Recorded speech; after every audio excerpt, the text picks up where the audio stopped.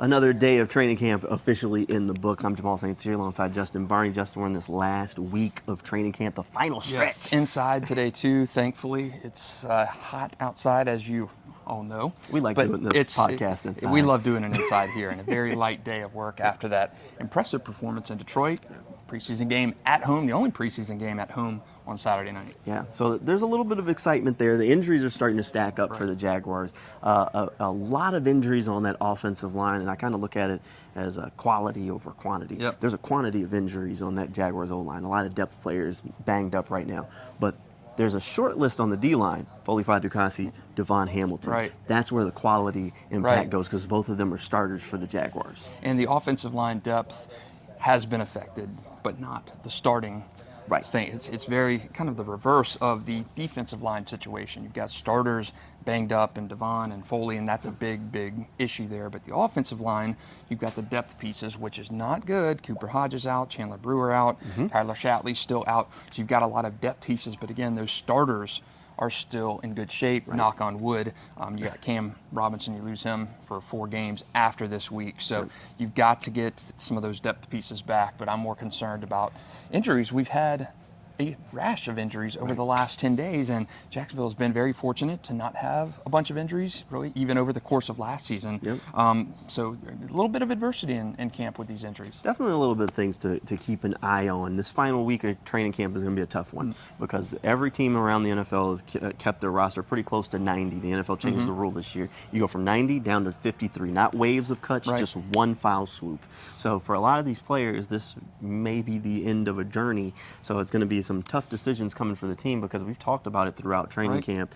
Jaguars have a lot more depth this year than they've had in the past few years. So there's going to be some tough cuts. And you've got, situations now where do you keep the third quarterback? Nathan Rourke has played extremely well. I don't think they keep a third quarterback, but I don't know if you can stash Nathan Rourke on the practice squad with how well he's played. So do you keep a third quarterback and maybe move a guy off who would make the roster? I mean, you're going to have so many tough situations with the cuts because by next Monday, you're going to have nearly 1,200 players hitting the waiver wire at the exact same time. So if health wasn't a problem, then you're more apt to be able to do those things. You have to think about a guy like Antonio Johnson, sidelined with a hamstring. We all know how finicky those hamstring injuries could be. It could be a 2-week thing. It could turn into a 6-week thing, a 7-week, 8. Those things can take time. And if you rush a hamstring, then it pops back up. Yeah, hamstring, ankle. So he's going to be on the roster, but now you can't count on him for how long. We're not sure. I mean, he could be fine for week 1. I'm not sure at the moment, but those hamstrings are finicky. The trainers probably don't really know at the moment. So with a guy like that, now you're keeping 4 safeties, but do you need to keep a 5th because he's not going to be available? And you have to think about the same thing with the offensive line situation. How up to speed will Tyler Shatley be, Ben Barch be? Do you need to keep extra guys there because they're not in jeopardy, but if they're not going to be ready to go week 1, do you have to now stack up there? And same thing with Foley Fatukasi. If he's not 100, now you need an extra defensive lineman. So I think those situations are going to hurt those conversations of do you keep a third quarterback? Do you keep 7 wide receivers? But because the Jaguars are going to have to keep extra depth at other places to deal with these injuries we're now seeing. So the situation like last week, you lose a Cooper Hodges, an exceptional depth piece. That's a bad loss right there. I mean, Chandler Brewer, he's going to be out sometime.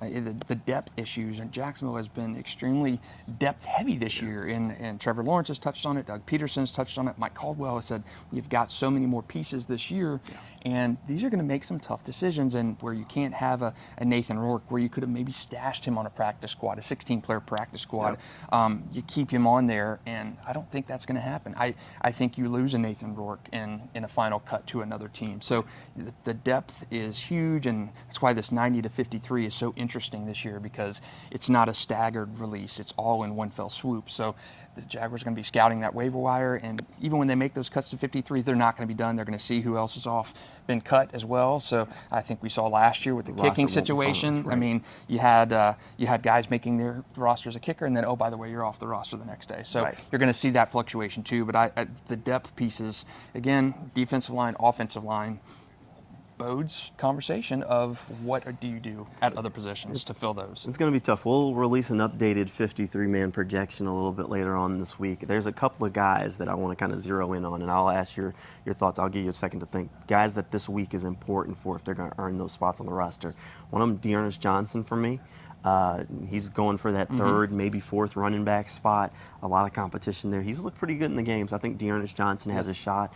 He was actually running with the first team punt today, which if he can earn a spot on special teams, that helps his chances. The other guy's Jacob Harris. That last wide receiver spot, we've talked about it a lot. People love Elijah Cooks. People love Tim Jones, who was here last year. But is Jacob Harris a former draft pick, a former tight end that's now switched back to wide receiver where he played at UCF?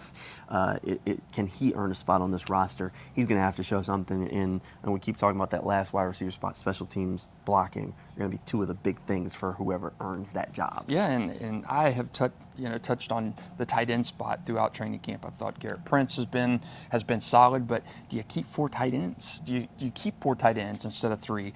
And who is squeezed out in that equation? I mean, Garrett Prince has not played extremely well in games.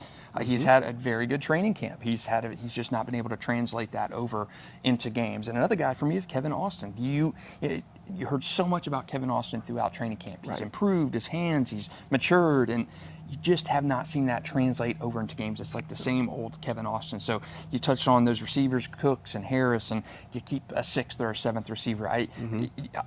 Like last year's final preseason game was for Tim Jones, I think this final preseason game for Kevin Austin is massive if you want to make that cut. Yeah, there's definitely some guys that we got to keep our eyes on. Again, the Jaguars will be back out on the practice field tomorrow for another day of work, final week of preseason. So we'll have another News for Jags podcast coming your way tomorrow, and then that final preseason game set for Saturday. Hey, by the way, News for Jax is giving away a pair of tickets. You can go over to newsforjax.com and enter to win. We're going to announce the winner on the morning show Wednesday morning, so you still got a little bit of time left if you want to win those tickets. Again, you can track down this podcast over on News for Jax or anywhere that you get it, and we'll see you next time.